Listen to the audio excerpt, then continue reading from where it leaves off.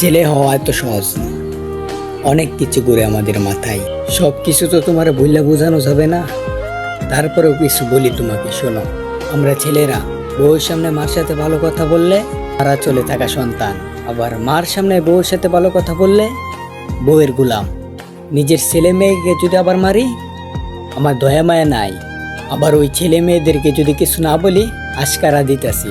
নিজের বউরে দিয়ে যদি আবার জব করাই, সেক্ষেত্রে আমি বউয়ের কামাই খাই। আর যদি বউরে দিয়া জব না করাই, তাহলে আমি সন্দেহ করি। সারাদিন ঘরের বাইরে থাকলে আমরা বাদাইমা, আর যদি ঘরের ভিতরে থাকি আমরা বেকার, কাজ কাম নাই। আর এই যে তোমাদের মেয়েদের গায়ে যদি ভুলেও আমরা টাচ করি না, আমরা নির্যাতক। আর যদি তোমরা মেয়েরা আমাদের উপরে টাচ করো, তাহলে আমরা কাপুরুষ। আর একটা ছেলে কি বা করে পুরা লাইফে নিজের জন্য মার ওষুধের থেকে শুরু করে বউ বাচ্চার প্রত্যেকটা শখ পালন করার দায়িত্ব একটা পুরুষের। কিন্তু কি লাভ এত কিছু কইরা? দিন শেষে একটা ভুল করলেই সবাই বললা যায় কে কি করছে কার জন্য।